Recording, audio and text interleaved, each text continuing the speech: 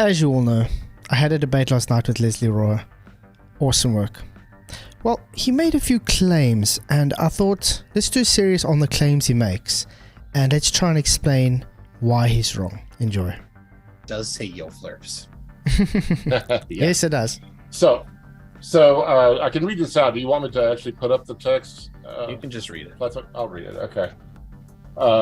Pressure is defined as the derivative of the mean energy by volume under the action of constant entropy.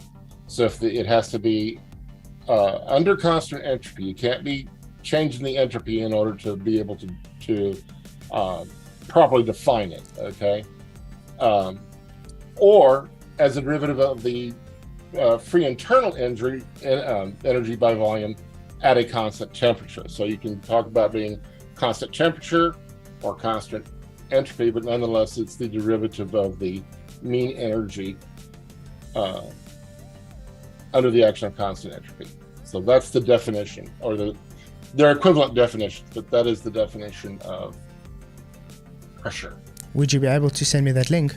Yeah, right now it's just an email. If you want an actual link to it, That's fine. I can get it. I'll have to do it later. I mean, obviously I'll have to go searching for it. Awesome, yeah. So Leslie went and sent me the email with the citation that he said he would. So thank you very much, Leslie. But let's see what it actually says. This is the link.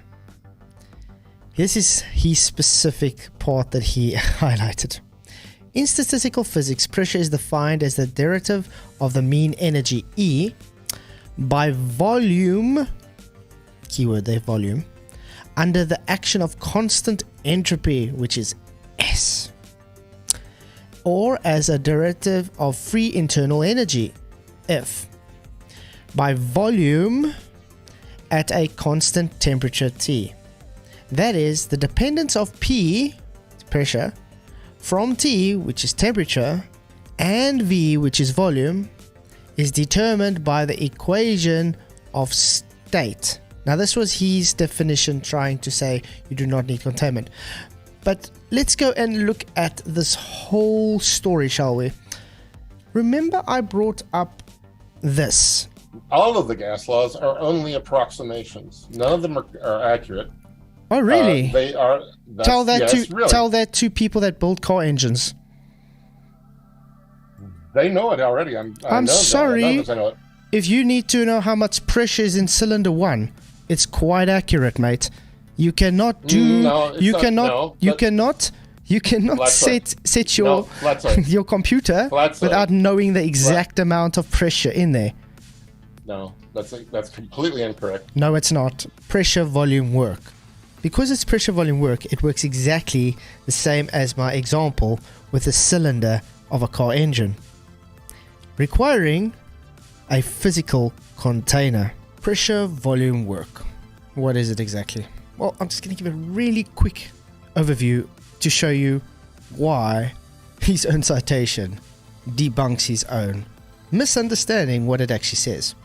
Pressure volume work. Pressure volume work is done whenever you have a volume changed against external pressure. What is this? Yeah, it's the workings of a piston in a engine block. And those engine block have what we call cylinders. So the pistons move up and down in those cylinders, like I brought up earlier. The increase in volume is called an expansion. So as the volume increases, it expands. And the decrease in volume is called compression. So as the volume gets smaller, it compresses. How it works. If an engine block, we have cylinders. We have pistons that control the volume inside these cylinders. We see here the piston compresses the gas and fuel as it moves up and expands as it moves back down. This shows the relationship of the work done in the cylinder relation to the volume. The combustion forces the piston to move the crankshaft, and thus is the work being done is that gives the energy for the car to move. We can work out the pressure volume work by figuring out the area of the cylinder. So that would require a boundary again, the cylinder boundary, which is area equals pi r squared. Now that's not enough information though, so we'll have to work out with the height. So we'll have the volume will equal the pi radius r squared with the height. That is how we know it has physical boundaries, Leslie. We can use this to calculate the work that is done by a process, which this entails just as short terms. We can define it as the work and result acting through the distance, which is work equals a force by the distance. And because we work with gases, we will require it to be a pressure, which is the force over the area. Then again, making my point, your citation proves to have pressure, you require containment. It's the pressure exerted on the container walls.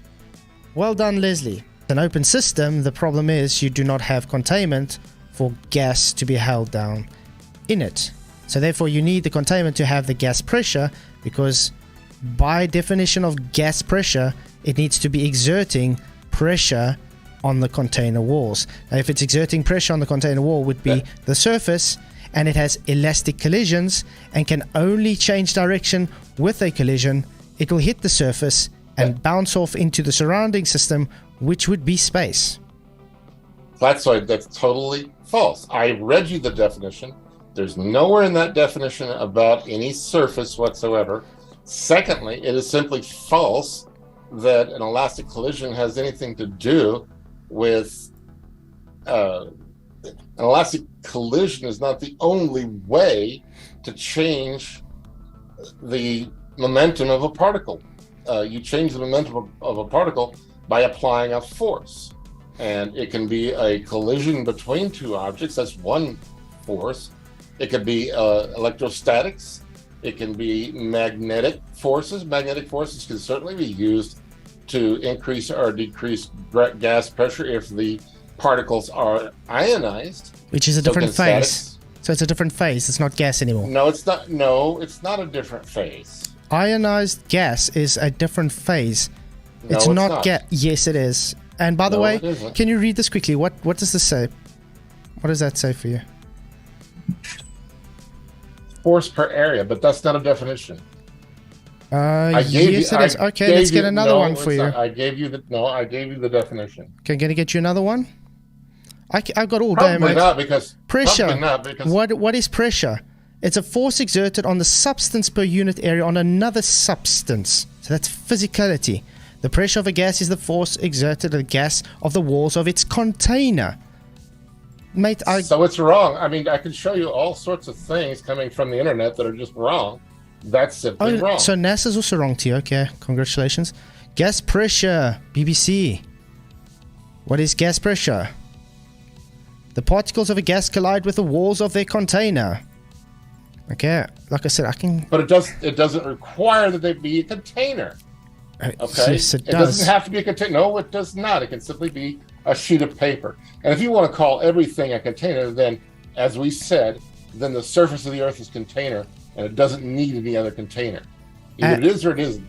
Either the surface is or isn't a container. If it's a container, then it doesn't need any other container. The fact is, the only thing that causes a gas to have a differential in pressure is gravity.